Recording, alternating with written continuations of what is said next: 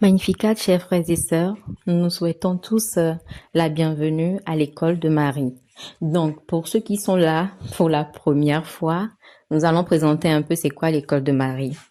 Donc, l'école de Marie, c'est un cadre de formation mis en place par la Légion de Marie de Notre-Dame des Anges de Ouakam, une communauté à spiritualité mariale.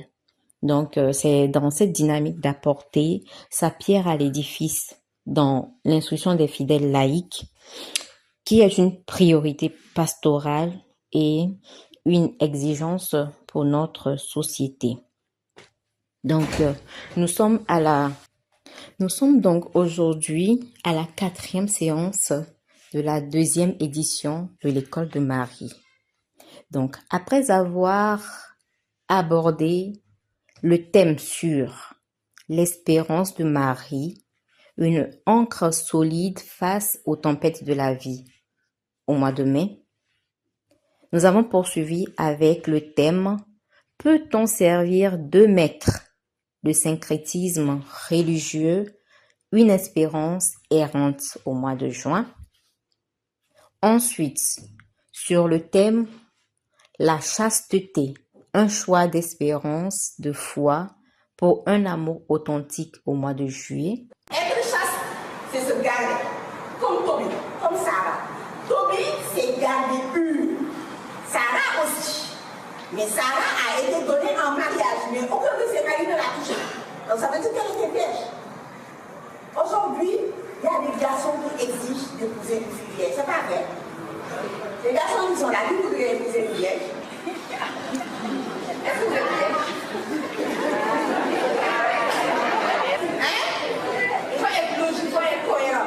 On est cohérent, hein? On est cohérent. Ce que vous voulez, c'est aussi ce que les femmes veulent. Donc si vous voulez épouser des vierges, gardez-vous aussi vierges. D'accord? En vue de vous donner entièrement. Toby n'a pas donné des restes à Sarah, Sarah n'a pas donné des restes à Toby. Ils se sont donnés l'un l'autre entièrement. Être chaste, c'est être dans la transparence et dans la vérité. Mais la chasteté, c'est pas seulement affaire de corps, c'est pas seulement affaire de parole, c'est aussi affaire d'esprit. Au point que Saint Augustin dira, la vérité, c'est la chasteté de l'âme. Les corps doivent être chastes, mais les âmes aussi doivent être chastes. Je peux avoir un petit copain, parce que je suis chrétienne et que j'ai un cœur et que je peux tomber amoureuse. D'accord? Mais les amis, l'union des corps pour les catholiques, c'est tellement sacré. C'est tellement sacré que l'évêque disait, quand un homme couche avec sa femme, il pourrait dire à sa femme, prends, ceci est mon corps. Et la femme qui couche avec son mari pourrait lui dire, prends, ceci est mon corps. Ils peuvent se dire des paroles eucharistiques. Tellement tu touches un corps, tu touches à une âme et à un esprit. Ça, je le dis pour les garçons qui ne sont pas mariés et qui cherchent des filles. Genèse dit, Dieu les bénit et leur dit, soyez féconds. Il ne faut pas être fécond avant la bénédiction nuptiale. Il ne faut pas faire Pâques avant carême. Nous allons aujourd'hui décortiquer le thème sur assédie et dépression, l'espérance, une lumière dans l'obscurité, avec la révérende sœur Marie-Thérèse Dienne. Alors, qui est sœur Marie-Thérèse Dienne? Sœur Marie-Thérèse Dienne est née en 1951 à Joal, au Sénégal, et entre chez les filles du Saint-Cœur de Marie en 1970. Elle y fait sa profession religieuse en 1977.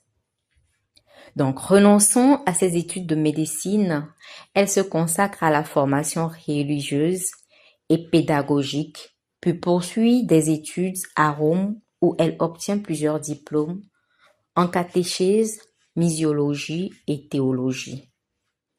Elle a exercé d'importantes responsabilités dans sa congrégation et au sein de la Conférence des supérieurs majeurs d'Afrique et de Madagascar, la COSMAM. Donc, passionnée d'enseignement, elle a formé de nombreux étudiants en sciences naturelles et mathématiques au Petit Séminaire et à Bignona. Elle a dispensé des cours de catéchèse à l'École nationale de catéchèse d'Abidjan et à l'UCAO Saint-Michel de Dakar. Fidèle à sa mission éducative et religieuse, elle continue aujourd'hui d'enseigner avec générosité et engagement au Centre Saint-Augustin et au Collège Sacré-Cœur de Dakar. Riche de ses expériences pointues et captivantes, elle s'est rendue disponible à aborder ces délicates questions ce jour à l'école de Marie. Nous accueillons dans la joie notre révérende sœur Marie-Thérèse Dienne sous vos acclamations. Bienvenue sœur. Qui dans la somme théologique parle d'une affliction spirituelle. C'est comme étant une affliction spirituelle. Et il en fait même un péché mortel.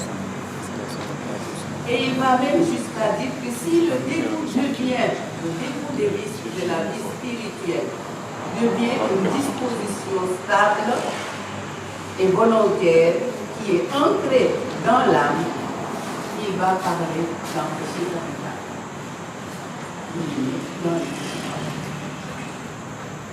C'est pour dire donc jusqu'où celui qui vit dans la cité peut arriver dans sa relation avec Dieu.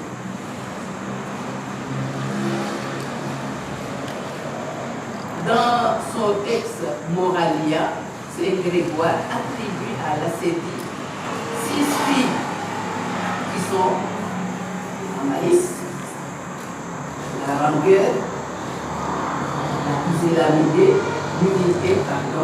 le désespoir, la lourdeur pour accomplir les préceptes, la fuite vers les puissances illicites. Et il oppose l'ascétie à la joie qui naît de la charité. Donc, Grégoire, l'ascétie est véritablement l'opposé de la charité. Celui qui vit dans l'ascétie pour lui est incapable de vivre une véritable charité vis-à-vis de lui-même d'abord et ensuite vis-à-vis des autres. Donc, voilà un peu la série. Donc, retenons bien que nous sommes dans la série sur le domaine spirituel, le domaine de la relation de l'être avec Dieu. Quant à la dépression, je pense qu'il y a des gens qui en parleraient mieux, les psychologues, les psychanalystes. Nous savons que la dépression est un affaiblissement donc provisoire ou durable du tonus psychologique ou psychique d'une personne. C'est donc un trouble d'humeur qui est caractérisé par plusieurs attitudes. La dépression clinique ou existentielle se manifeste généralement par une perte d'intérêt, par exemple, un manque d'élan vital de la personne, une fatigue émotionnelle souvent permanente ou passagère. Vous avez une tristesse intense et durable, généralement chez les déprimés, l'impression non seulement de vide, mais même d'abandon. Et l'être déprimé vit très souvent en retrait du monde extérieur. Donc, il fuit généralement la communauté, là où les gens se retrouvent. Et cet état même peut le conduire à une autodestruction ou une autodépréciation. Celui qui est déprimé peut ne plus avoir confiance en lui-même. Il se décourage. Et la dépression, nous le savons également, peut parfois porter même à penser au suicide. Donc, nous sommes ici sur le plan médical. Tandis que de l'autre côté, on est sur le plan de la spirituelle. Au niveau de la dépression, on est sur le plan médical.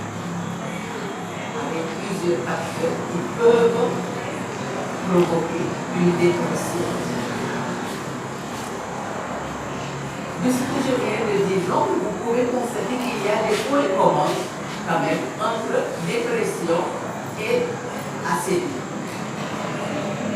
Au niveau de l'acédie, vous avez la fatigue de l'âme, si on peut l'appeler ainsi. Et son pendant au niveau de la dépression, c'est la fatigue mentale. La fatigue mentale explose. Au niveau de l'acédie, vous avez donc le vide intérieur. Le vide intérieur qui est là. Au niveau de la dépression, nous avons un vide émotionnel. Au niveau de la dépression, vous avez la perte du sens spirituel. Tandis qu'au niveau de l'acédie, nous avons la perte du sens spirituel. Tandis qu'au niveau de la dépression, nous avons la perte du sens en général.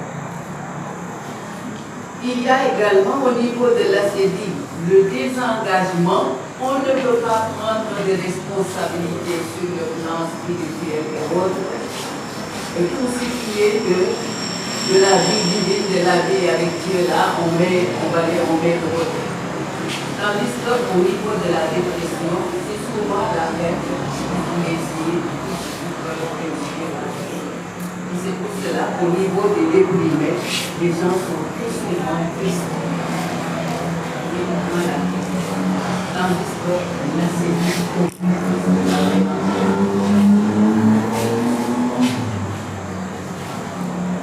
certains penseurs modernes, comme Jean-Charles Nold, appellent l'acédie l'ancêtre spirituel de la dépression, à cause des ressemblances justement qu'il y a sur le plan spirituel et le plan émotionnel entre quelqu'un qui est pris. Il appelle également la forme spirituelle et existentielle de la dépression, par le fait même que pour beaucoup de déprimés, la vie semble vide en général. La vie semble vide. Alors, nous avons cependant des différences, je viens de le dire ici, entre la dépression et la grande différence, c'est que l'acédie, c'est sur le plan spirituel. Tandis que la dépression, c'est sur le plan médical, psychologique, psychique. Donc, ce qui nécessite des soins médicaux. Tandis que de l'autre côté, ça va demander des soins sur le plan spirituel. Donc, seront différents. L'espérance. Le mot espérance, nous le savons, a la même racine que le mot espoir. Mais je pense que nous faisons bien la différence entre espoir et espérance.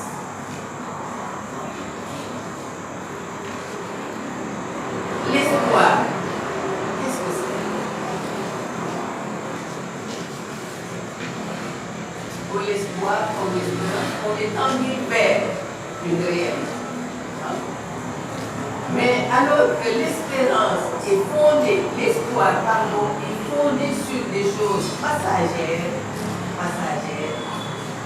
l'espérance est basée sur les réalités permanentes. J'ai espoir que l'équipe de football du Sénégal ne va pas battre une réalité. On ne va pas parler d'espérance, on va parler d'espoir. Et quand on peut donc arriver, l'espoir peut être l'échec. On peut avoir un échec au niveau de l'espoir. Ou la chose qu'on a espérée, quand on l'a, ça s'arrête. L'espoir s'arrête. Tandis que l'espérance est une réalité. Par le fait même que notre espérance, c'est pas une chose, c'est une personne. Et l'espérance, c'est qui, pour nous chrétiens, c'est la vie que Jésus-Christ est venu vivre. C'est une vie. Et cette vie, elle est pour l'éternité. Donc, il ne faut pas parler d'espoir à la place d'espérance. L'espoir peut prouver même en échec. La vie, l'espérance, non. L'espérance est pérenne. L'espérance est une grâce qui est infuse en nous. Ce n'est pas nous qui la créons en nous, mais c'est un don qui nous est fait par Dieu lui-même pour qu'il devienne justement le moteur permanent de notre vie. Quelle que soit la réalité que nous traversons.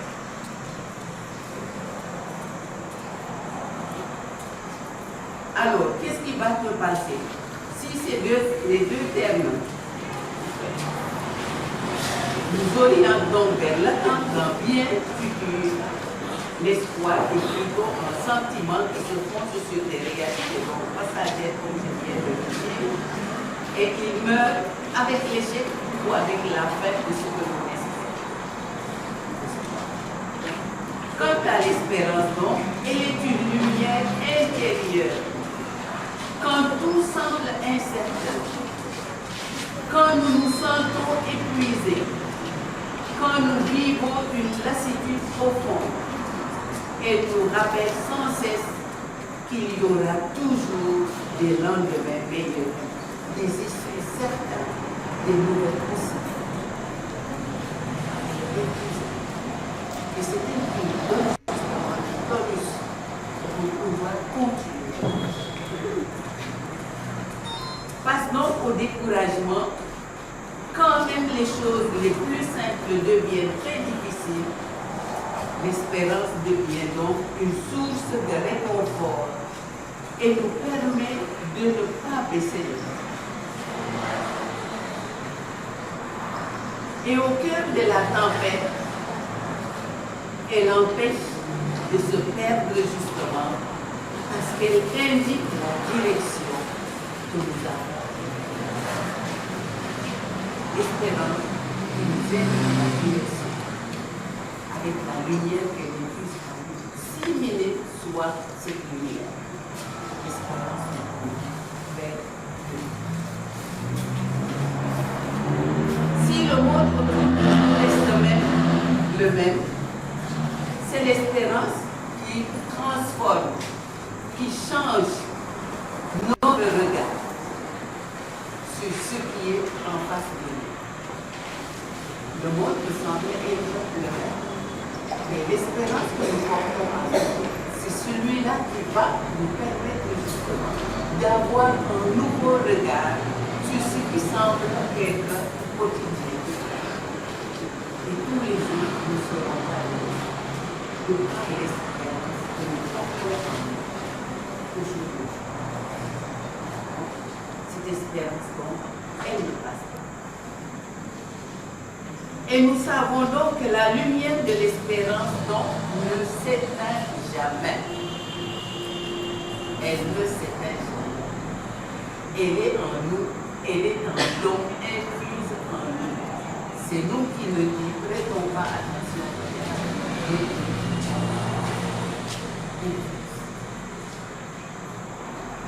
Et elle transforme donc notre vie. Même si elle est petite et fragile, elle est capable de nous faire avancer très loin après avoir très loin jusqu'au moment où nous trouverons la pleine lumière. Et c'est de l'espérance qui est accessible.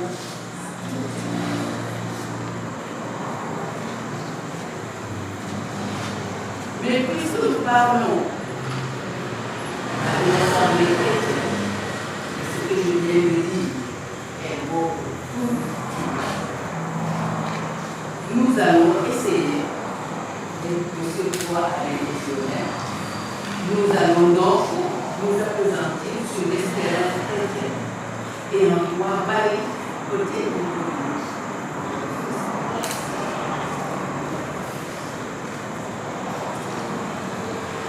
donc l'espérance chrétienne.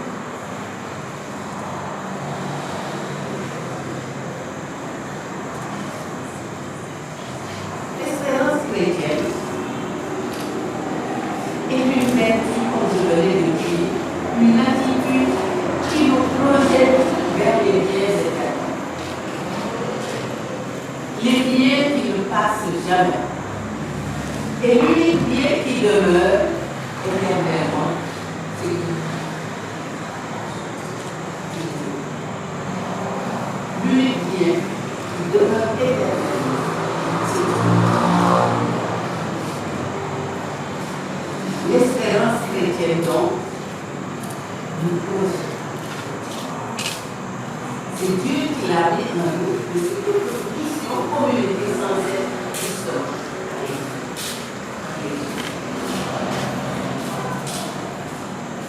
Nous constatons d'ailleurs que dans le domaine de la vie chrétienne, qu'il y a une inclusion mutuelle entre foi et espérance.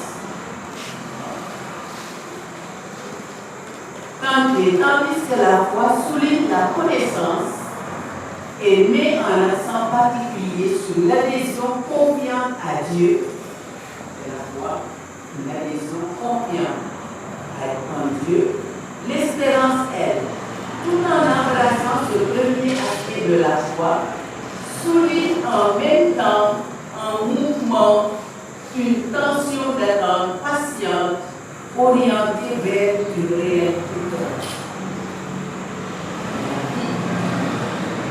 La vie avec Dieu. La espérance nous donne. La vie en Dieu. La vie avec Dieu. L'espérance chrétienne est donc une passion spirituelle, un appétit surnaturel qui nous fait tendre vers Dieu et adhérer à lui comme étant la bonté parfaite et la paix suprême de l'être humain et de toute la création. En d'autres termes, l'espérance chrétienne nous oriente vers l'unique bien suprême, l'unique vrai bien pour la réalisation de la béatitude éternelle de l'être humain et de toute la création. Mais puisque Dieu lui-même, c'est lui-même qui oriente l'être humain vers le bien suprême, qui est lui-même, l'espérance est alors considérée comme étant une vertu théologique. Cela signifie que celui ou celle qui vit dans l'espérance place sa confiance en Dieu et en ses promesses et s'ouvre en définitive à la volonté gracieuse de Dieu. C'est une volonté de Dieu, gracieuse. Et donc, on s'ouvre à ça pour pouvoir vivre ensemble de cette espérance. C'est dire que l'être qui s'ouvre à ce que Dieu veut réaliser en lui et en nous-mêmes, par son nom, il vit véritablement dans le. Nous pouvons donc comprendre qu'assédie et dépression, qui sont des capitulations devant les difficultés de la vie, révèlent un manque ou une absence d'espérance. Je dis bien que l'acédie et la dépression, qui sont des capitulations devant les difficultés de la vie, révèlent un manque ou une absence d'espérance, ça veut dire de confiance en Dieu, et même un manque d'ouverture au secours que Dieu a promis de donner à profusion à ceux qui le lui demandent. Acédie et dépression renvoient donc, d'une manière ou d'une autre, à une assurance trop rigide en soi-même, qui ne laisse plus la place à la volonté divine et à la providence divine. On pense que ce qu'on est en train de faire, c'est une perte de temps. Ou alors on est devant une difficulté, on pense que c'est nous qui devons résoudre impérativement cette difficulté. Mais il y a quelqu'un qui est avec nous, non? Il y a quelqu'un qui s'occupe de nous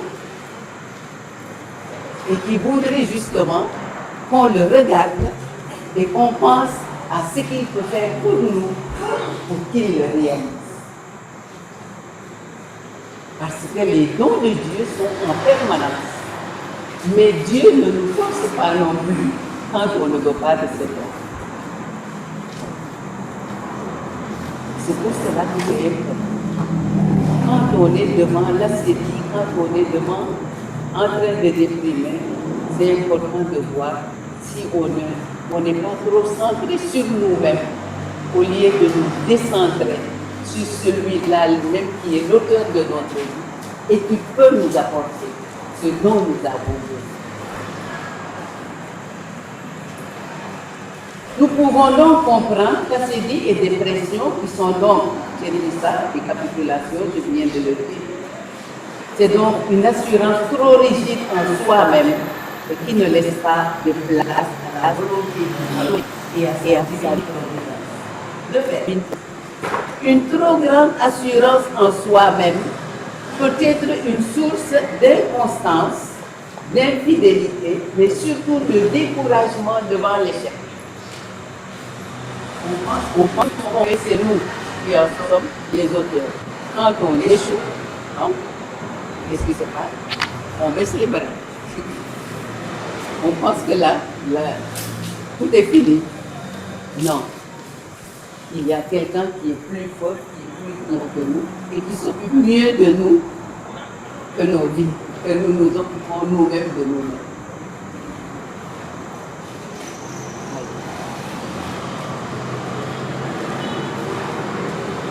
La personne également qui vit cette assurance en soi,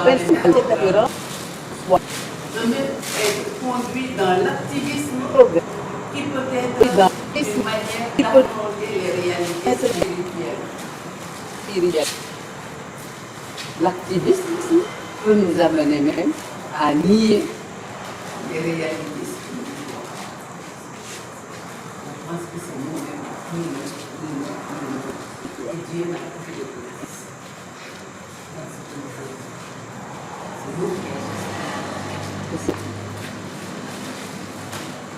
La personne donc qui vit l'assurance, qui vit l'espérance, ne se croise pas les bras, c'est sûr. Ce que je viens de dire, que ça ne vous fasse pas croire que la personne qui vit dans l'assurance se croise les bras. Non.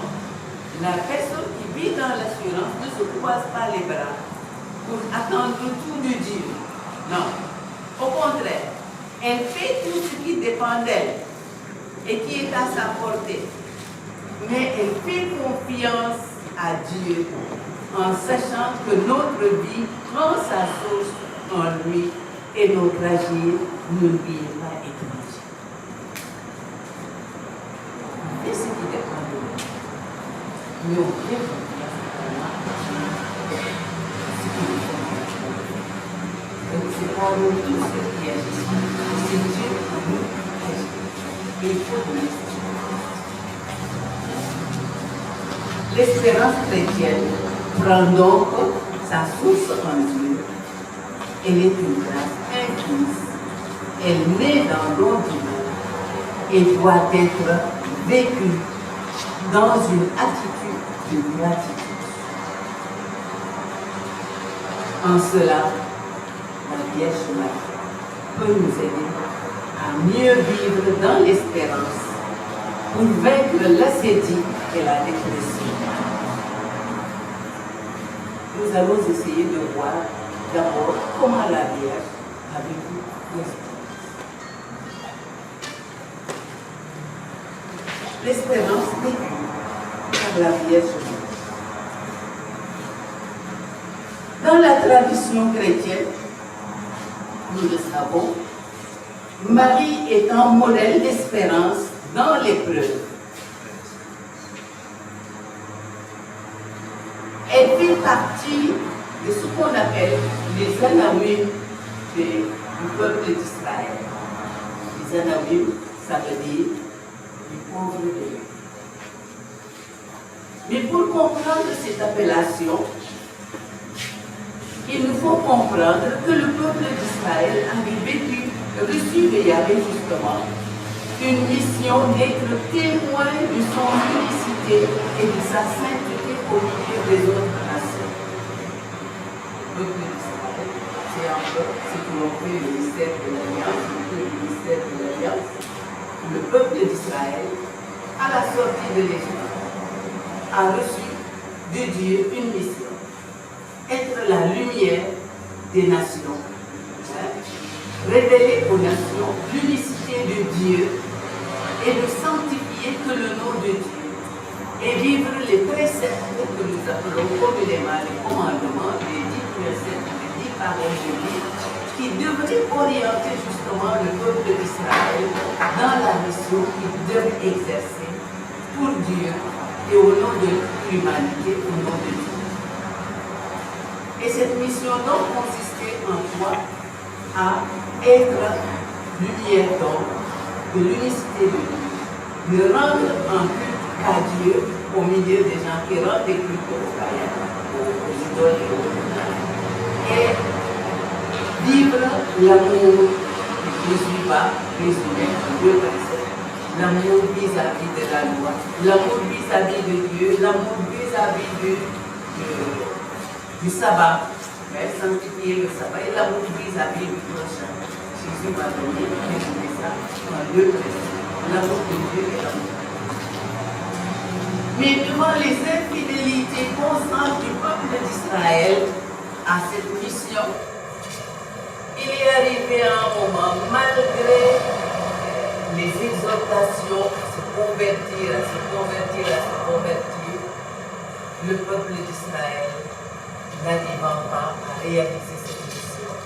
Il y a des gens qui se sont dit, il n'y a que Dieu qui est capable de réaliser la mission qu'il a donnée au peuple d'Israël de vivre. Et donc ces gens-là ne se fient plus aux personnes, mais attendent de Dieu que Dieu réalise lui-même ce qu'il a demandé au peuple d'être au milieu des nations. Et effectivement, le prophète Jérémie, comme le prophète Ézéchiel particulièrement, parlait dans la bouche de Yahvé, que Yahvé lui-même va venir sanctifier son nom au milieu des nations où on l'a profané. Et non seulement il va venir profaner, sanctifier son nom, mais qu'est-ce qu'il va faire?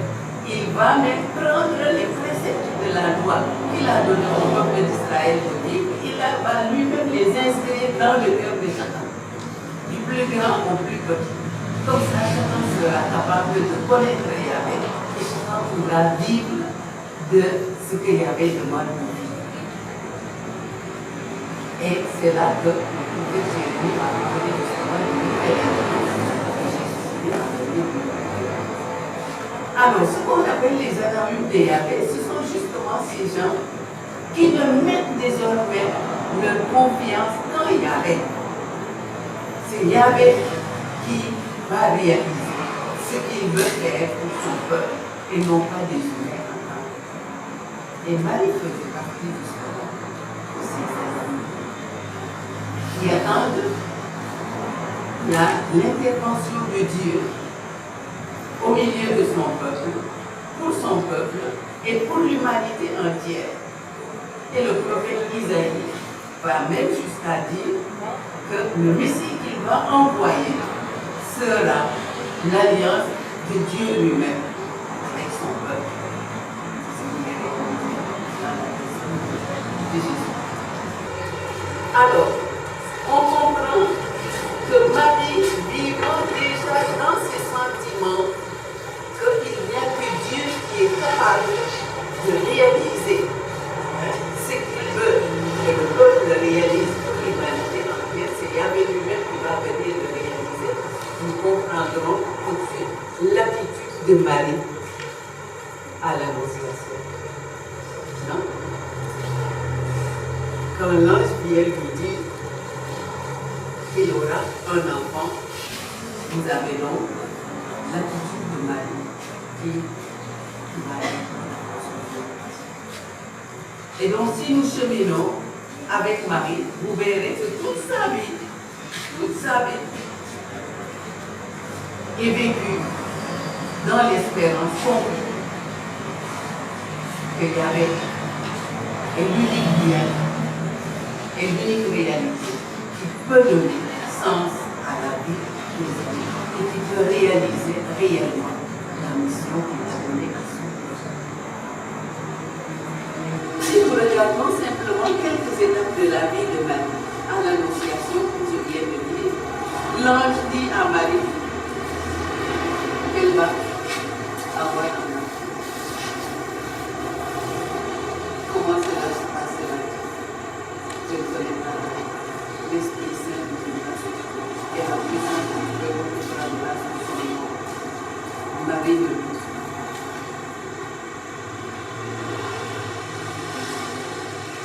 Je suis la servante du Seigneur. Que tout se passe pour moi comme tu le dis. Et elle va vivre dans cette attitude de confiance en la parole de Dieu. Réveillée.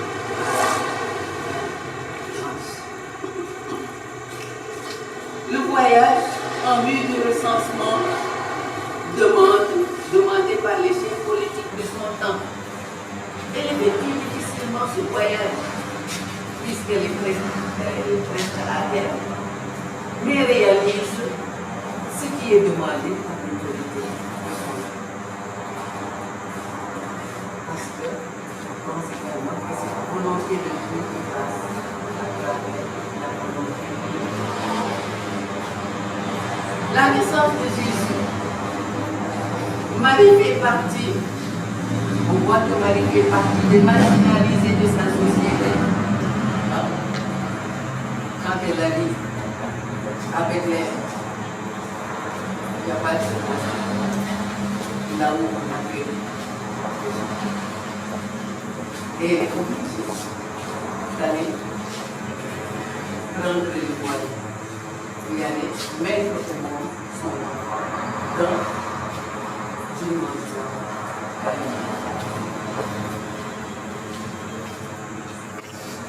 Vas-y, non. C'est ça. C'est ça ce que Dieu promet. La longueur. Marie,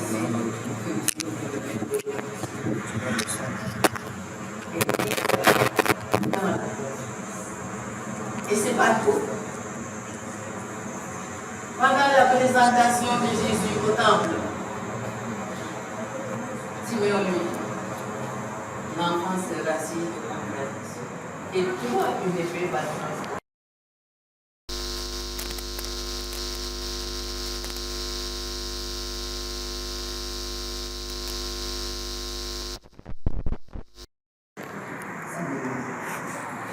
Et elle va aux yeux de Dieu.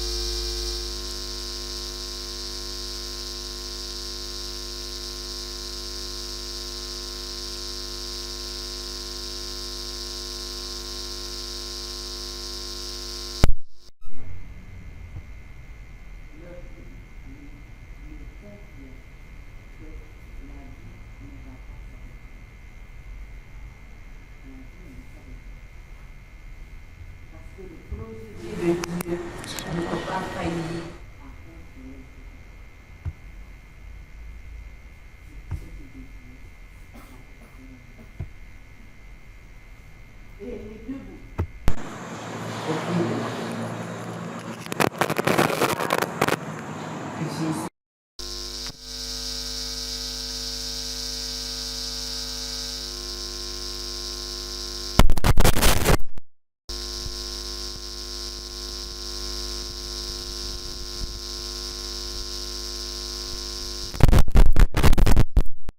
Non? Puisque il y a eu d'autres moments où Marie était avec Jésus et avec d'autres personnes. Mais c'est au pied de la croix. Là où il est crucifié, c'est là qu'il nous donne Marie comme mère. Cela signifie quoi? Cela va nous révéler que la foi de Marie au pied de la croix, qui est dépouillée de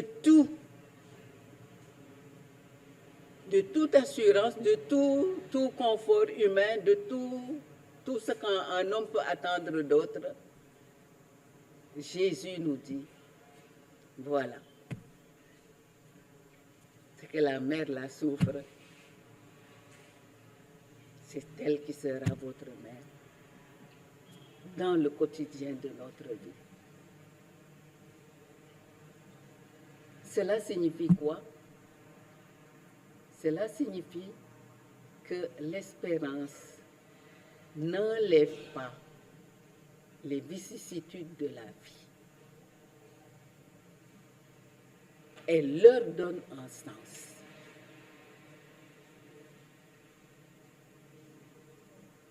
Elle leur donne un sens. Le chrétien, la consacrée, l'homme marié dans sa famille, la femme dans son foyer, qui pense qu'il n'y aura que du bonheur dans son foyer, ne peut pas se réclamer de Marie comme mère. Non. Marie nous a été donnée comme mère au pied de la croix. Là où son fils meurt après avoir fait tant de bien à l'humanité. Là où elle-même est transpercée de douleur après avoir vu tout ce que son fils a réalisé pour l'humanité et qui ne reçoit qu'ingratitude des personnes qu'il est venu sauver.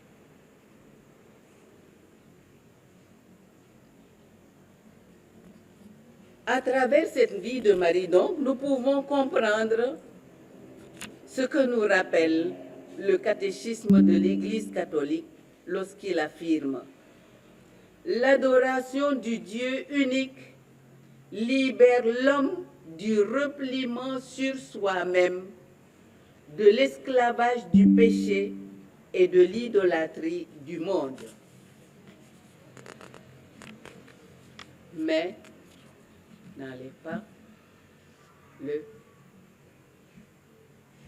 n'écarte pas les souffrances. Les souffrances seront toujours là. Comment alors l'espérance vécue par Marie peut devenir source de guérison de l'assédie et de la dépression? Tout d'abord, nous voyons que Marie est modèle d'abandon confiant en Dieu.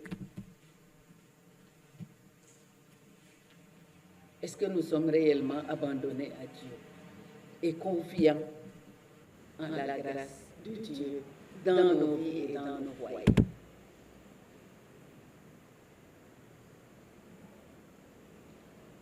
Est-ce que nous sommes réellement, nous vivons véritablement cette certitude que Dieu est dans nos foyers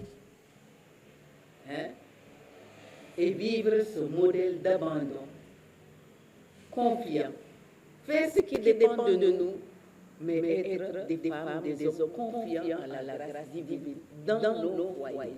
dans nos communautés. Faire ce qui est en notre pouvoir, mais dire, quand je fais tout ce que j'ai à faire, Dieu va réaliser et va démultiplier ce que je viens de réaliser. Parce qu'il ne se laisse jamais vaincre en générosité.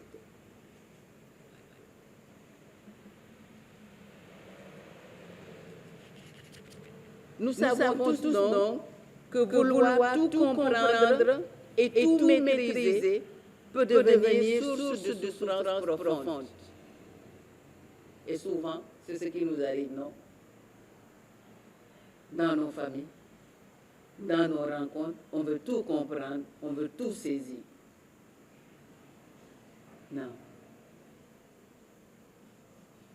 Celui qui veut tout comprendre, tout saisir, va sans cesse vivre dans la souffrance.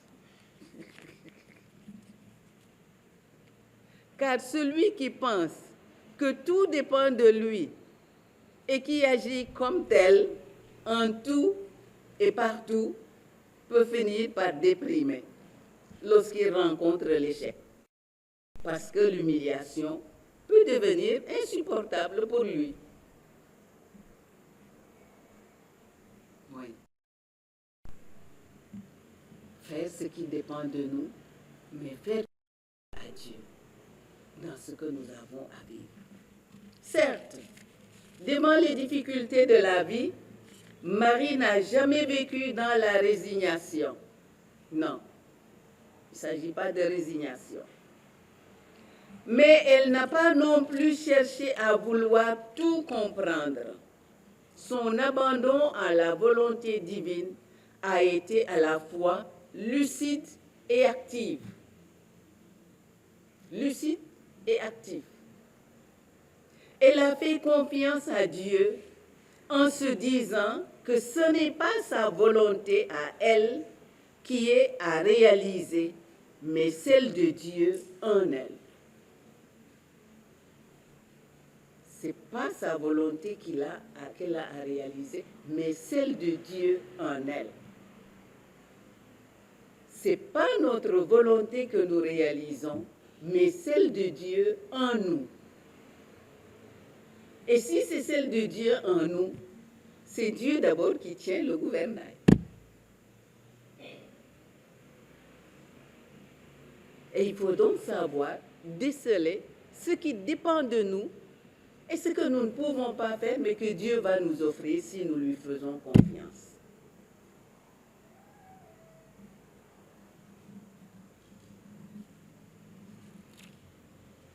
Marie donc a fait confiance à Dieu en se disant que ce n'est pas sa volonté, je le redis, à elle qui est à réaliser, mais celle de Dieu en elle. Et cela l'a libérée de tout calcul trop humain. Ce que Marie nous apprend ici, c'est de faire au jour le jour ce qui est à notre pouvoir et y faire confiance à Dieu. Faire au jour le jour ce qui est à notre pouvoir et y faire confiance à Dieu. Sa vie nous révèle aussi que la vie en ce monde est faite de souffrances parfois profondes. Mais vécues dans la foi et l'abandon à la volonté divine, ces souffrances s'ouvrent sur la grande lumière qui est la vie. La relation plus profonde avec le Christ, qui est semence de l'alliance de Dieu avec l'humanité entière. Parce que Jésus-Christ n'a pas pris notre humanité pour rien du tout. Il n'est pas mort sur la croix pour rien du tout. C'est pour faire mourir en lui-même ce qui nous sépare de Dieu. Non? Il a vaincu la mort en lui-même dans le corps qu'il a pris pour nous, de nous, pour faire mourir ce qui nous sépare de Dieu. Et donc nous transfigurer. Si Dieu a réaliser cela en lui-même, on pense que si on lui fait confiance, il va nous abandonner. Si on fait vraiment ce qui est en notre pouvoir et on lui fait confiance, il va nous abandonner. Alors qu'il est venu prendre notre condition humaine pour que nous soyons véritablement transfigurés en lui et que nous vivions réellement en lui. Et pour lui et avec lui.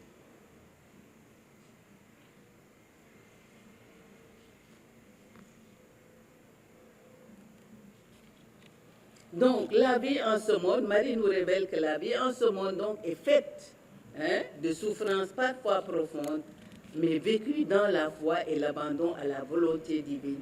Ces souffrances s'ouvrent donc sur la grande lumière qui est la vie et qui est la relation plus profonde avec le Christ, semence de l'alliance de Dieu.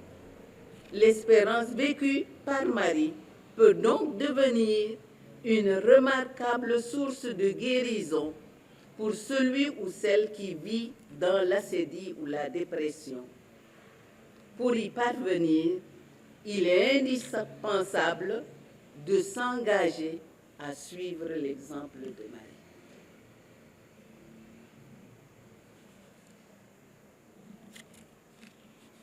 La deuxième chose que Marie nous apprend et que nous devrions, c'est parcourir le chemin d'espérance avec Marie que le Christ lui-même nous a donné comme mère au pied de la croix.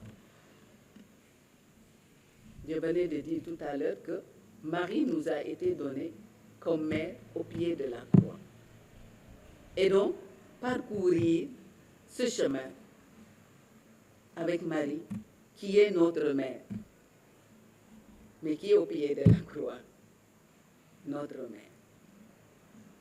Pour cela, se rappeler sans cesse que dans son espérance, Marie a vécu des actes d'obéissance parfois très exigeants tout au long de sa vie.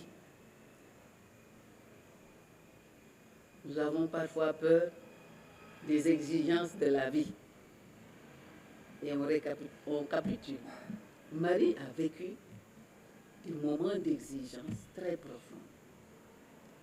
Mais c'est dans la confiance, encore une fois, en Dieu et son désir de réaliser la volonté divine qui est ordonnée et unifiée toute sa vie, même au cœur de la souffrance et des incompréhensions. Elle a renoncé à la manière dont elle projetait sa vie avec Joseph pour se loger dans la volonté de Dieu en s'abandonnant pas à pas aux exigences de sa mission, au cœur de la volonté de Dieu, en faveur de son peuple et de toute l'humanité. Savoir également que l'espérance vécue par Marie a été d'abord nourrie par sa relation personnelle avec Dieu au cœur de son peuple. L'homme qui ne prie pas, la femme qui ne prie pas, capitule facilement. Parce que c'est dans la prière que nous recevons la force. C'est Dieu qui nous donne cette force. Ouais. Marie a vécu des moments de prière intense. Elle était déjà une offrande agréable à Dieu. Et c'est dans cette relation qu'elle a puisé justement la force de la foi qui l'a conduit à répondre à l'ange « Je suis la servante du Seigneur, que tout se passe pour moi selon ta parole. » Elle a renouvelé son oui à Dieu en toutes circonstances jusqu'à la croix où il reçoit le corps inanimé de son Fils, convaincu que c'est la vie qui aura le dernier mot. La mort n'aura pas le dernier mot, mais c'est la vie qui aura le dernier mot. Et c'est pour cela que les évangélistes ne nous montrent même pas que Jésus est apparu à sa mère après la résurrection. Parce que Marie était convaincue que la mort n'aura pas le dernier mot. C'est la vie qui aura le dernier mot. Jésus a dû déjà lui apparaître, mais c'était déjà une certitude pour Marie. En cela, Marie nous apprend donc que l'espérance est nourrie d'abord par une dimension théologale. Vivre constamment en relation avec Dieu dans un abandon confiant à la manière d'un enfant à l'égard de celui ou de celle dont il se sent aimé et qui se laisse entraîner dans un mouvement d'abandon aimant et confiant. En même temps, elle s'est appliquée en tout à faire le bien par amour et dans la plus grande gratuité. Et nous savons que le Seigneur ne se laisse jamais vaincre, comme je venais de le dire, en générosité. D'accord. Donc, prière et charité. Les deux vont de pair. Confiance en Dieu, mais Dieu dans le prochain également. Dieu servi dans le prochain. Il s'agit alors de se convaincre que par son exemple, Marie nous convie sans cesse à remettre constamment en ordre notre relation à Dieu. Comment je vis ma relation à Dieu? Que représente Dieu pour moi dans l'aujourd'hui de ma vie? Marie nous aide à remettre de l'ordre en cela. Redonner à Dieu la place qui lui revient réellement dans notre vie d'hommes et de femmes. Savoir que Dieu est la source de la sagesse et de la vie et orienter ou réorienter notre vie vers lui et dans un tout qui tisse la trame de notre existence. Dans le tout qui tisse la trame de notre existence. Pas de coin dans notre vie où on ne laisse pas Dieu entrer. Toute la trame de notre existence. Une autre réalité que Marie nous apprend, se convaincre qu'au cœur de la souffrance et de la douleur, on n'est pas seul. Il y a une mère qui nous a été donnée. On n'est pas seul. Il y a une mère qui nous a été donnée et qui est là et qui accompagne tout cœur souffrant, tout cœur blessé. Marie accompagne. Elle est là. Est-ce qu'on recourt à elle? Est-ce qu'on lui parle? Elle est là. Et elle compatit.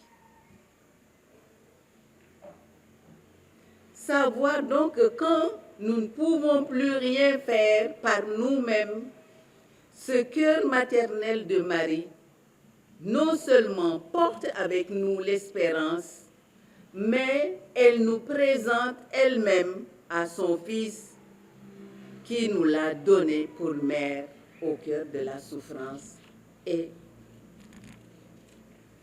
de l'amour. Donc, elle est là avec nous, mais elle est là pour nous. Parce que c'est la maman qui intervient pour nous.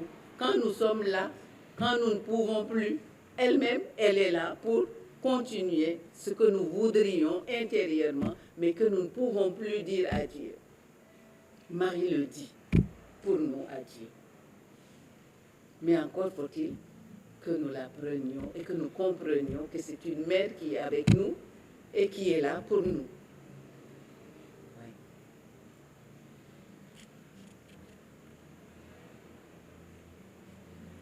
Et cette espérance que Marie porte pour nous est à la fois douce, silencieuse, mais très puissante.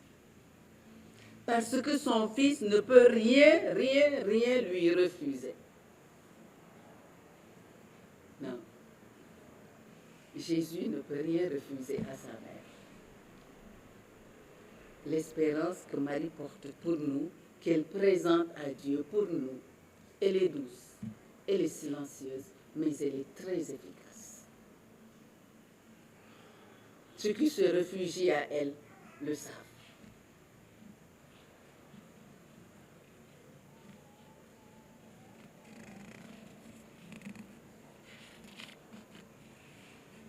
En même temps, Marie nous montre également comment maintenir la foi dans la nuit. Car devant ce qui peut nous empêcher de choisir Dieu et qui est notre vrai bonheur, il y aura toujours des arrangements à faire. Marie nous apprend donc comment nous maintenir la foi dans la nuit et quels sont les arrangements. Ça veut dire quelles sont les choses que nous avons à libérer de nos vies personnelles, communautaires et autres pour que Dieu puisse véritablement agir dans nos vies. Marie nous apprend cela. Et elle le demande pour nous. Marie nous apprend également dans l'espérance à ne pas vouloir précipiter le temps de Dieu.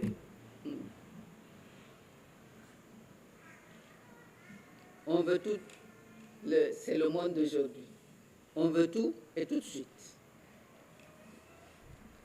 Marie nous apprend à ne pas précipiter le temps de Dieu. Comme elle, il est important de savoir que Dieu agit toujours au temps favorable. Et ne jamais oublier que chaque aujourd'hui de ma vie est déjà une grâce. Est-ce que nous y pensons? L'aujourd'hui de ma vie, le moment présent que nous vivons est une grâce. Et l'espérance y habite. Pour offrir ce que Dieu veut nous offrir. Et cela, c'est dans toutes les minutes de notre vie. Une rencontre informelle, une rencontre formelle, un travail que je suis en train de faire, un bonjour que je suis en train de donner ou de recevoir.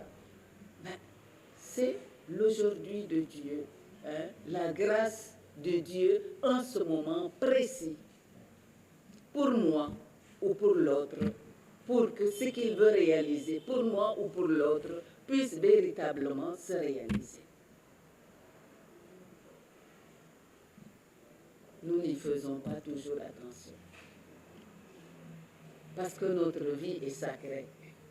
Elle est habitée par Dieu et donc elle est sacrée. Chaque moment de notre vie est un moment de présence de Dieu.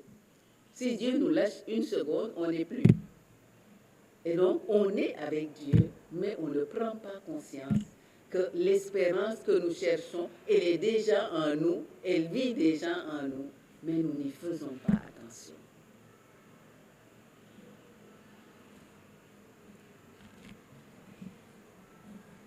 Il est donc indispensable de chercher à chaque moment formel donc, ou informel de notre vie la grâce qui se dévoile dans ce présent. Parce que c'est en lui que les racines du lendemain vont pousser et que ces racines vont être nourries. C'est dans ce moment présent que demain, on puise déjà les racines de demain, dans ce moment présent, chaque minute qui passe. Si on les rate, il y a déjà quelque chose dans notre vie qui cloche.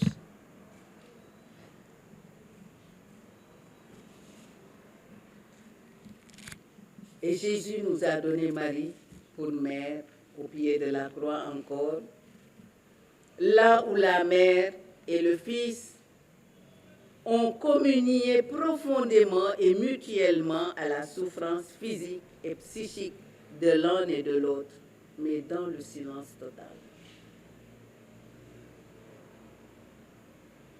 Qu'est-ce que nous faisons des moments de silence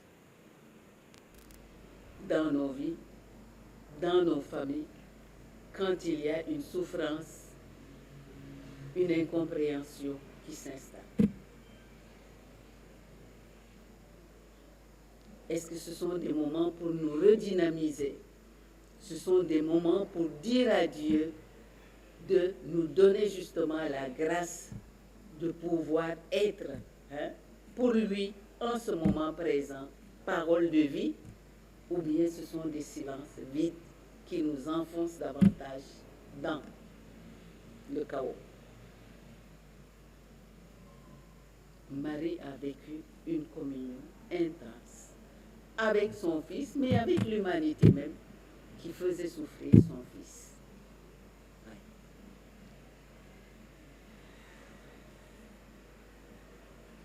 On peut donc se demander en toute sincérité, est-ce que j'apprends à marcher au rythme de Dieu comme ma mère Marie, ou est-ce que je suis cramponnée à mes œuvres, à mes mérites, au lieu de me laisser saisir comme Marie par l'auteur même de ma vie et lui offrir à chaque instant mes peurs, mes limites et lui dire en toute sincérité, me voici Seigneur, que tout m'advienne selon ta parole, selon ton dessein d'amour sur moi et par moi.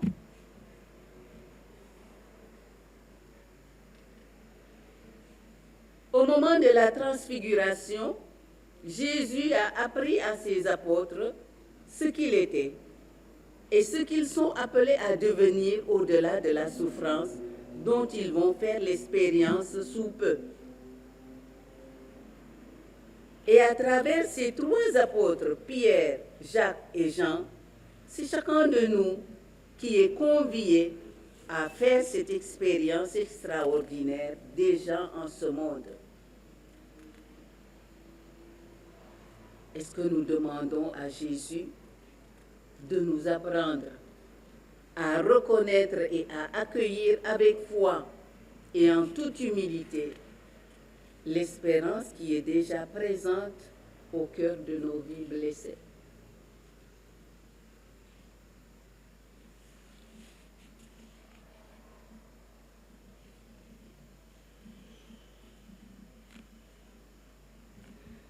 Tenons-nous alors devant Dieu en toute confiance, avec notre pauvreté, notre fragilité, notre péché, mais avec le désir brûlant d'être transformé de l'intérieur. Avec Marie, apprenons aussi à favoriser des actes concrets d'amour et de service silencieux, comme elle a fait à Cana et au Cénacle.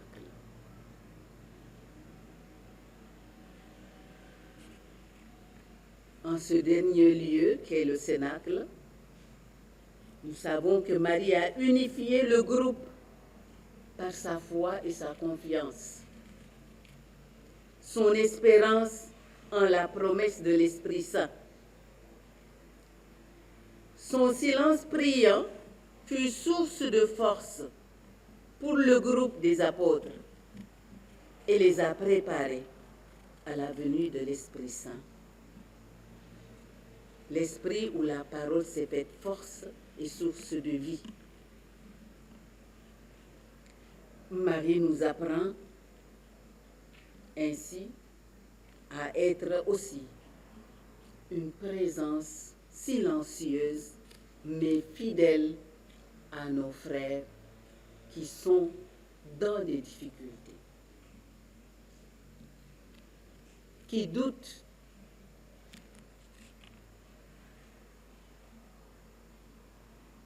qui ne peuvent plus marcher. Quand je dis marcher, ça veut dire intérieurement, qui sont bloqués dans leur relation avec Dieu et avec les autres.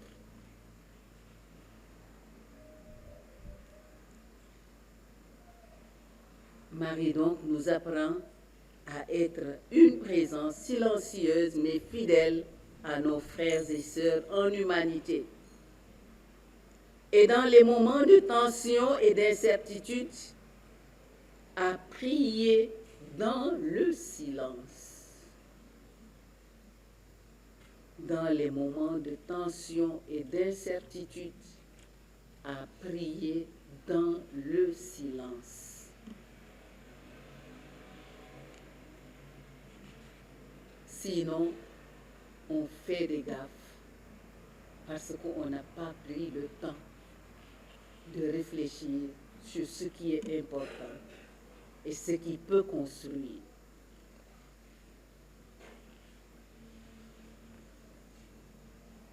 Une mère, n'oublions jamais donc que Marie nous a été donnée comme mère. Une mère qui ne juge pas et ne dit aucune parole vaine, mais qui agit profondément dans un silence chargé d'amour et de compassion, soutenant ainsi ceux qui sont dans le besoin. Demandons-lui alors de nous inspirer des regards, des gestes, des paroles qui consolent et relèvent les découragés. Je dis bien qu'elle nous donne, qu'elle nous inspire des regards, des gestes, des paroles qui consolent et qui relèvent les découragés. Qu'elle nous aide à devenir des bâtisseurs de paix et de fraternité authentique, ancrés en Dieu, pour qu'il y ait moins d'assédis et de déprimés dans nos familles et nos sociétés. J'aurais eu encore beaucoup de choses à dire, mais le temps passe.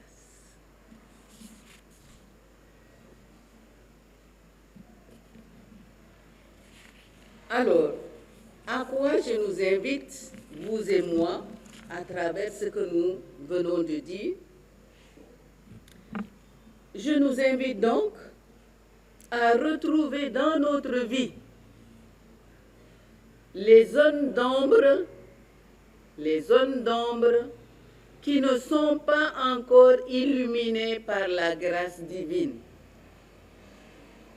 Chacun connaît ou peut découvrir dans sa vie les zones d'ombre qui ne sont pas encore illuminées par la grâce divine. Et ça se répercute tout de suite dans les actions, non? Dans les paroles. Et le catéchisme de l'Église catholique nous rappelle justement que la racine du péché se trouve où? Dans le cœur. Dans le cœur. Le cœur de l'homme. Catéchisme de l'Église au numéro 1853. Parce que c'est là le lieu de nos décisions pour ou contre Dieu. Catéchisme numéro 368. C'est là d'abord donc que l'être humain, que chacun de nous s'oppose à la volonté divine et par conséquent s'éloigne de la vérité et de l'amour et se coupe de la racine de sa vie qui est Dieu, dans le cœur. Celui qui est regardé par celui-ci,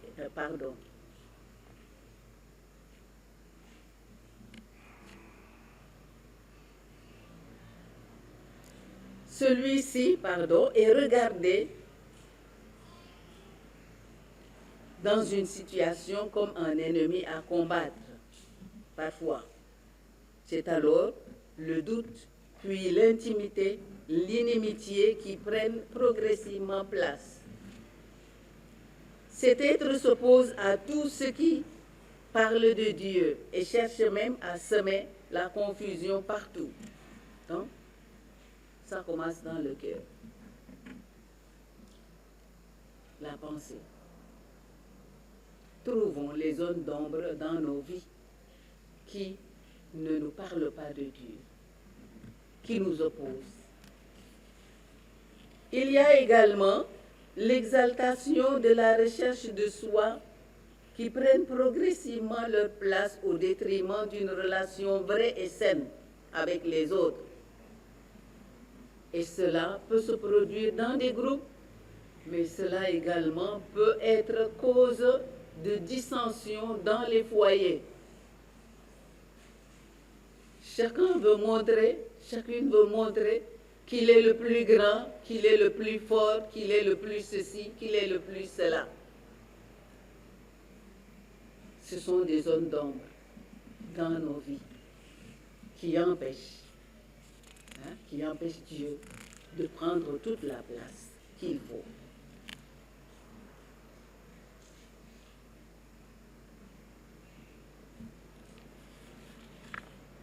Notre foi nous rappelle alors qu'il nous faut savoir que nous sommes comme les arbres appelés à porter des fruits et des fruits de vie, chacun de nous. Mais si nous regardons un arbre, nous voyons que si l'arbre n'est pas dans le sol et ne va pas puiser ses racines dans le sol, qu'est-ce qui va se passer? Va se dessécher, non? Elle ne pourra plus porter de fruits. C'est exactement la même chose pour nous si nous voulons vivre réellement ce que le Seigneur attend de nous et veut vivre avec nous dans l'espérance, nous orientant vers les biens. Si nous ne sommes pas ancrés en Dieu, si nous ne prenons pas le temps pour Dieu dans une relation d'intimité, nous finirons par nous dessécher. Et c'est si la place n'est pas occupée par Dieu, il est occupé par Satan. Ou c'est Dieu qui occupe, ou c'est Satan qui occupe. Et donc, Marie doit nous apprendre également, dans nos communautés, à pouvoir aider nos enfants, si petits soient-ils, à vivre véritablement cette communauté de vie, cette communion de vie avec Dieu dans la prière. Dans la prière. Vous êtes de la Légion de Marie. Et aujourd'hui, vous avez un rôle fondamental par rapport à ça, dans les familles. Les familles de demain sont ce que vous ferez des enfants d'aujourd'hui. Comme les familles d'aujourd'hui sont ce que les parents ont fait des enfants d'hier.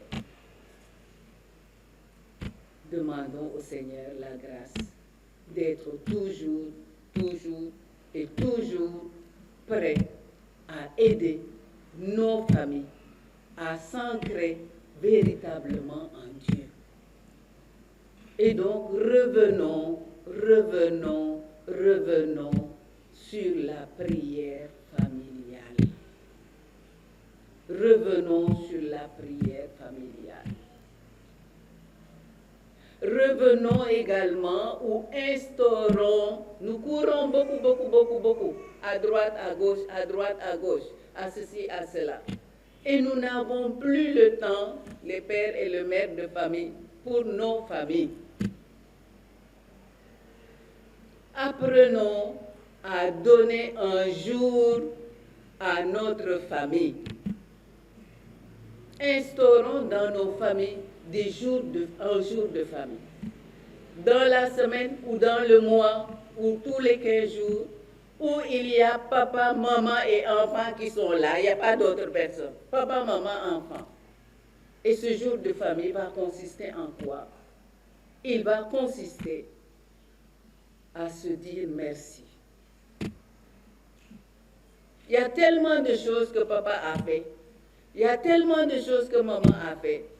Il y a tellement de choses que les enfants ont fait. Et on ne dira jamais merci. On ne verra qu'une petite chose de travers pour râler. Prenons des jours de famille pour se regarder et se dire d'abord merci. Merci papa pour tel et tel. Papa dit merci à maman pour tel et tel. Maman dit merci à papa pour tel et tel. Les enfants disent aux parents, à chacun, merci papa, merci pour tel ou tel ou tel. Et les parents disent aux enfants également, merci pour telle et telle chose que vous avez fait dans les 15 jours ou dans le mois. Et on dépose tout cela au pied de Jésus et dans le cœur de Marie. Première étape. Deuxième étape, papa va demander à maman, qu'est-ce que je pourrais améliorer pour que ça aille mieux? Et aux enfants,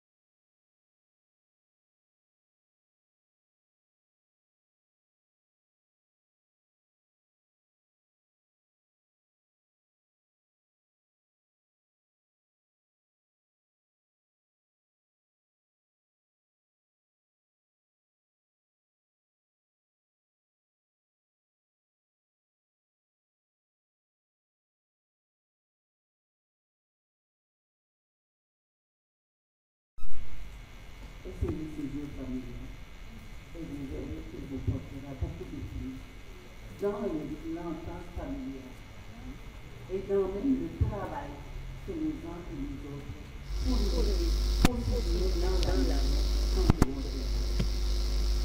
C'est la relation de la famille. Et ça prend donc de confier à cause.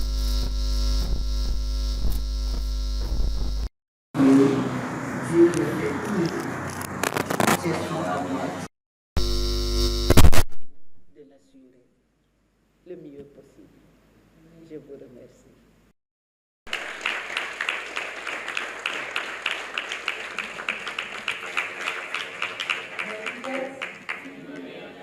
Les écoliers de Marie sont encore en commun. On dit merci à la sœur révérende Marie-Thérèse pour cet exposé. Elle a tout dit, n'est-ce pas?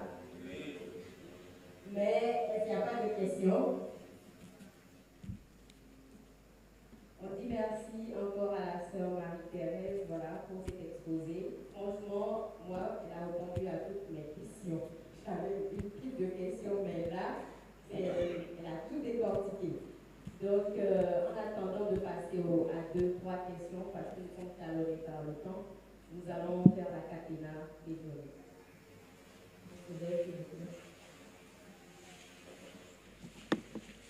Quelle est celle-ci qui s'avance comme l'aurore, Belle comme la lune, éclatante comme le soleil, terrible comme une armée rangée en bataille.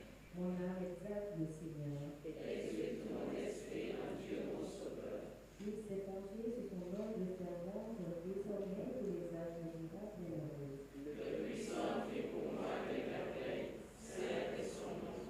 Son amour s'étend d'âge en âge sur ceux qui le craignent. Déployant la force de son bras, il renverse les puissants de leur trône, il élève les hommes. il forme le bien des affamés, renvoie les déchirés. Il relève Israël, son serviteur, qui se souvient de son amour. De la promesse faite à nos pères, en faveur d'Abraham et de sa race à jamais. Gloire au Père, et au Fils et au Saint-Esprit. Ô Dieu qui est, qui était et qui vient, pour les siècles des siècles. Amen. Quelle est celle-ci qui s'avance Comme l'aurore, belle comme la lune, éclatante comme le soleil, terrible comme une armée rangée en bataille. au Marie consistante de Dieu. Priez pour nous qui avons recours à vous. Magnificat. Anima mea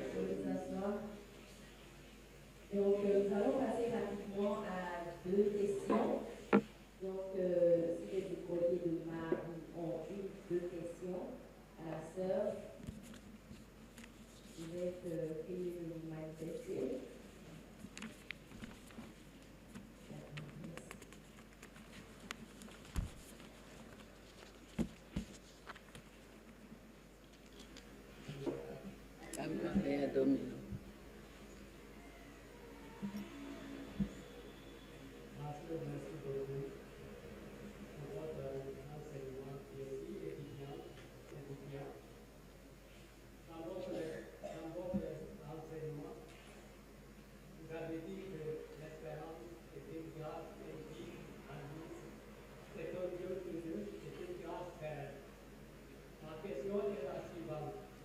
Est-ce que les circonstances de la vie peut lier l'espérance à vie ou bien elle peut nous la lever?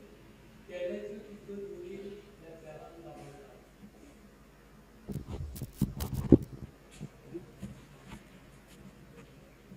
Merci. Une deuxième question.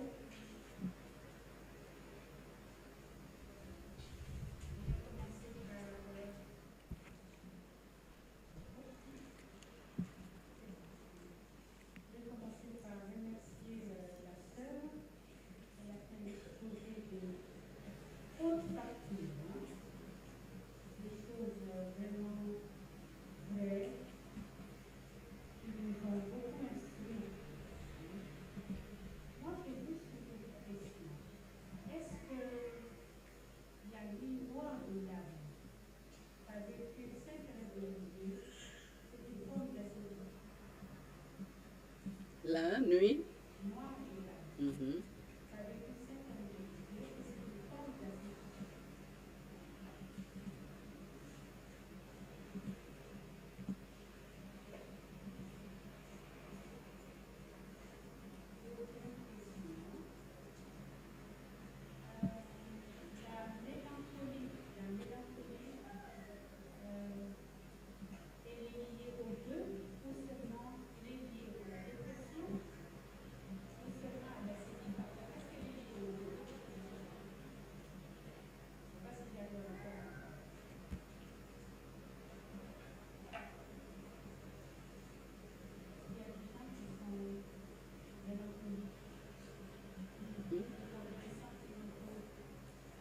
Mhm.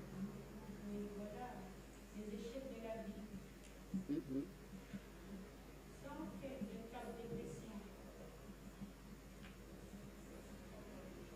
Mhm.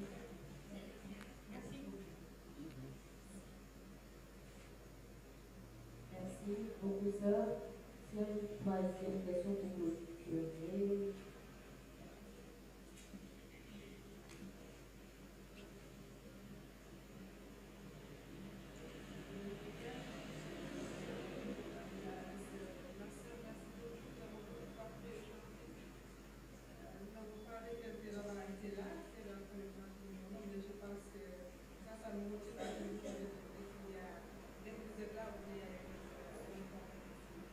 Tout à l'heure, vous avez dit, en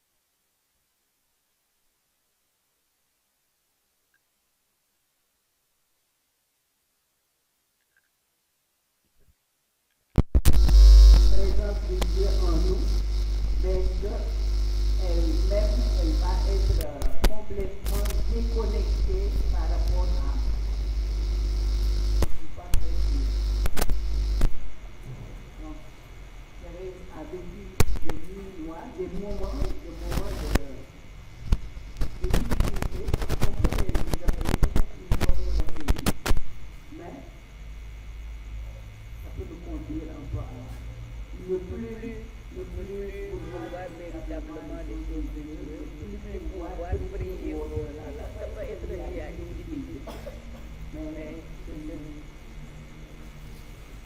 la sédie, c'est vrai que la sédie peut être passagère, c'est pas tout le temps. Et les difficultés de la vie peuvent également l'amener. Ça peut être une forme atténuée de la série. Mais je ne suis pas très sûre.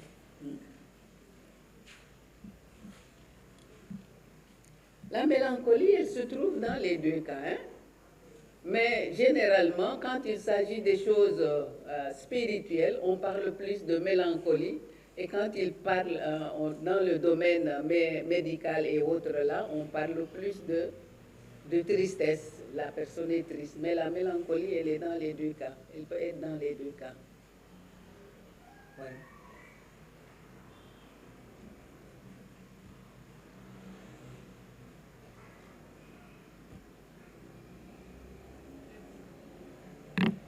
Mais la mélancolie nous plonge plus dans le désespoir parfois. Oui. Je vous laisse une troisième question.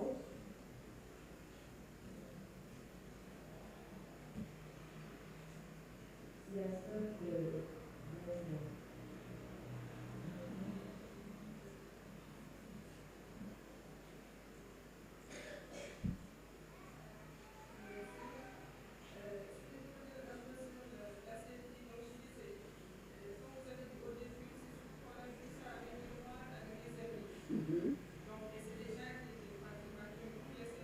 Ah, d'accord.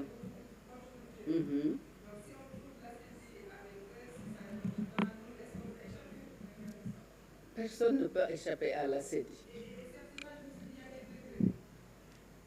Oui, il y a des moments passagers d'acédie, mais il y a également des moments véritablement qui durent. Et c'est pour cela que saint Thomas d'Aquin disait justement que quand c'est passager, c'est un péché mortel.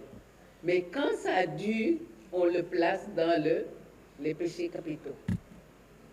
Ça veut dire qu'ils peuvent nous priver véritablement de la grâce divine.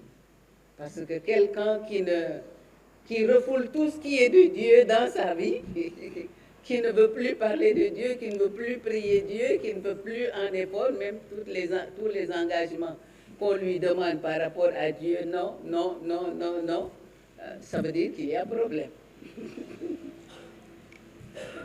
Ça veut dire que dans sa vie même, elle est en train de sombrer véritablement entre les mains du démon.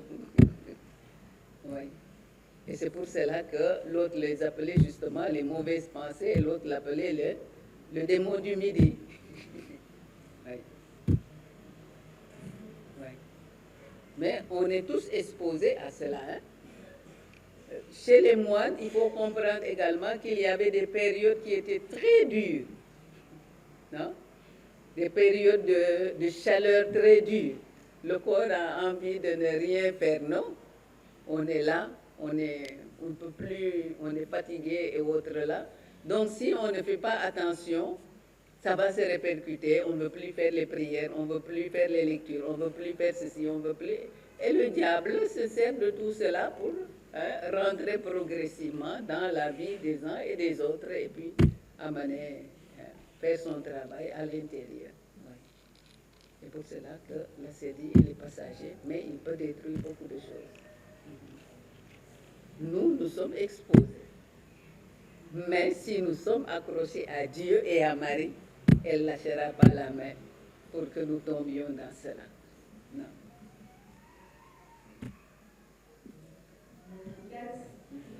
Donc, un sincère merci à la sœur Marie-Thérèse d'avoir décortiqué le thème, comme on peut le dire, et d'avoir répondu à différentes questions.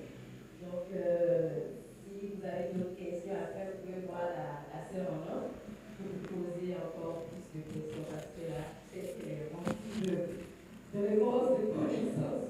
Merci vraiment, sœur. On peut encore applaudir la sœur.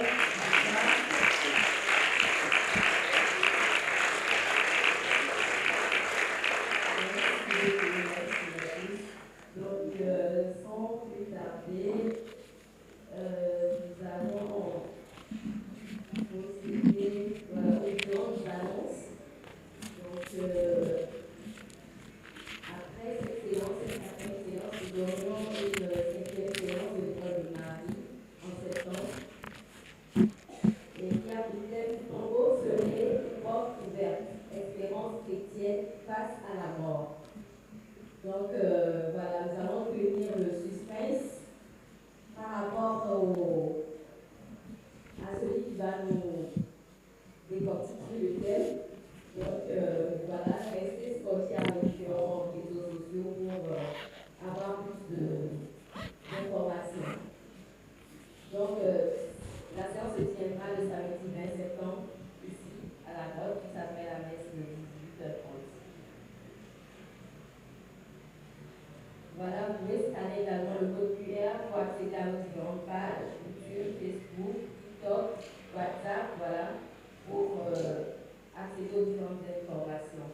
Alors, nous aurons également la Légion de Marie de la paroisse Saint-Pierre de Baobab organise une retraite demain de 9h à 16h.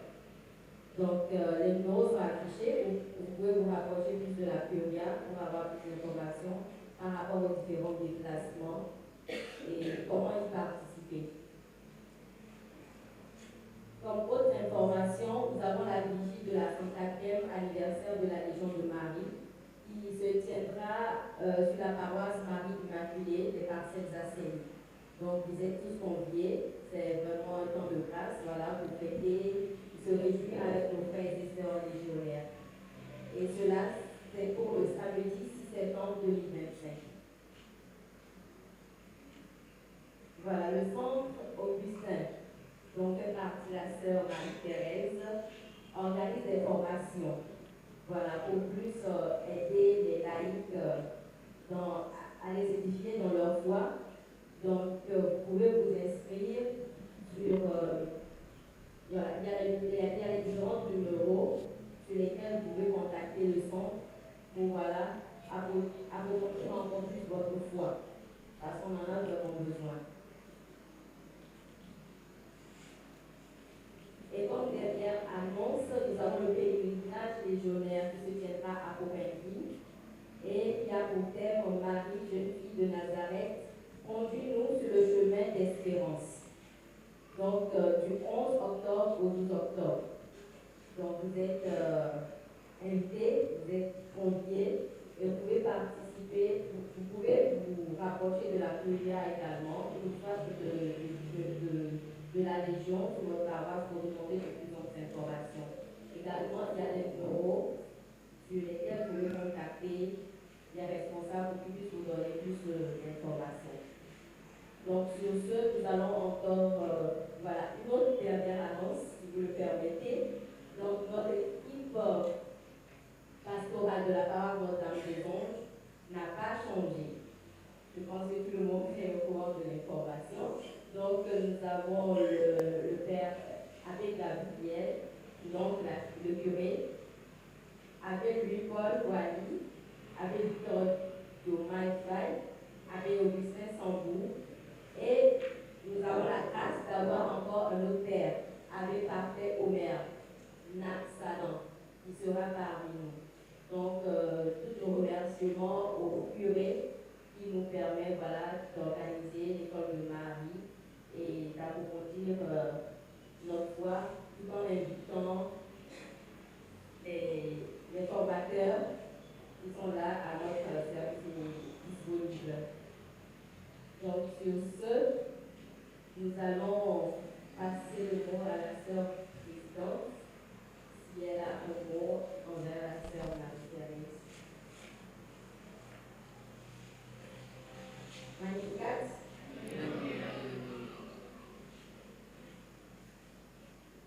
Magnificat. Tous ceux qui ne sont pas les honneurs, bonsoir. Merci à tout le monde d'être venu répondre à l'appel à l'école de Marie ce soir. Merci particulièrement à la sœur d'avoir honoré de sa présence et de nous développer un thème si important. Et je pense que l'Assemblée, nous avons beaucoup appris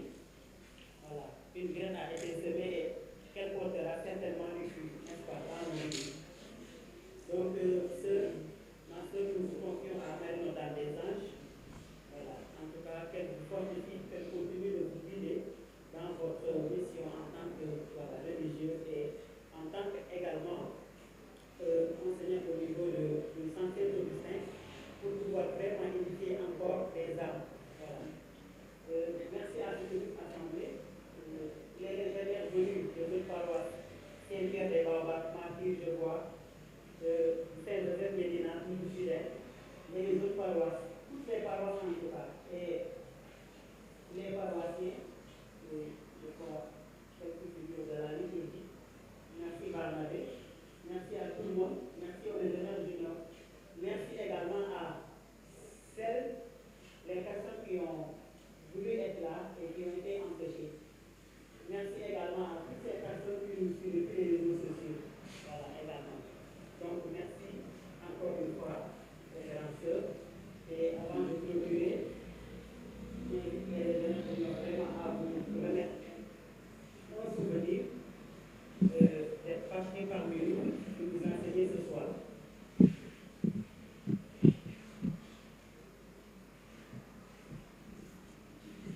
grands messieurs et les grandes demoiselles. Voilà, c'est ça. Donc, elle est la sœur à révéler le cadeau.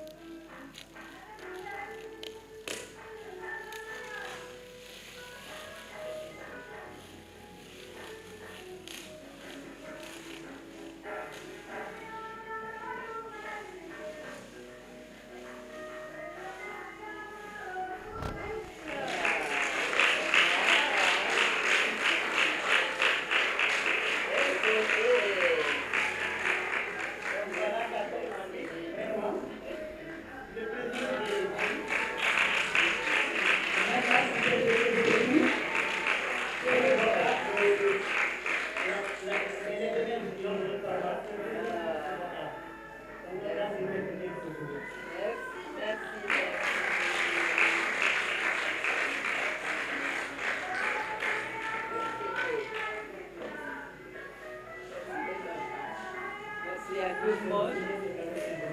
Voilà. Merci beaucoup.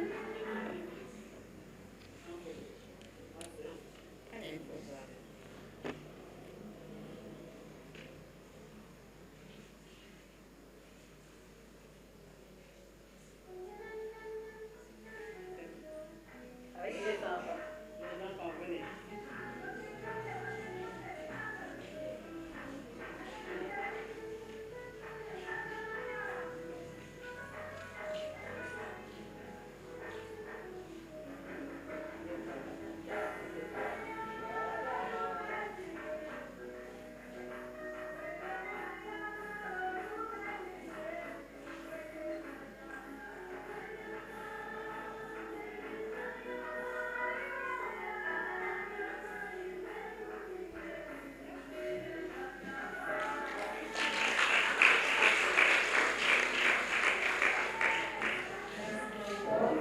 Merci à la sœur Prudence.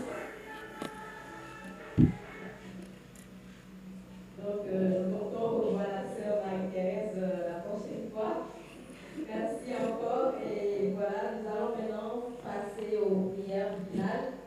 Vu qu'on est talonné par le temps. Donc,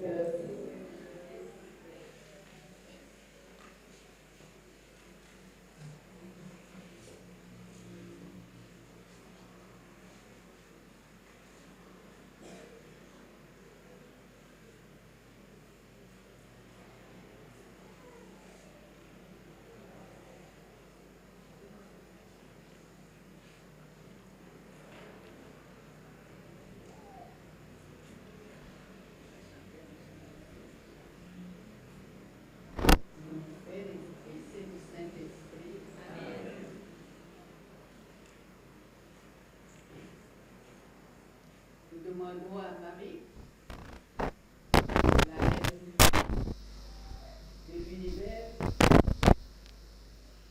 Notre-Dame de la Mer, avec son étoile, de guider toutes les familles, et particulièrement vos familles, qu'elle soit véritablement la reine de chacune de vos familles, de chacun de vos foyers, et qu'elle porte chacun dans sa vie avec Dieu au cœur même de Dieu.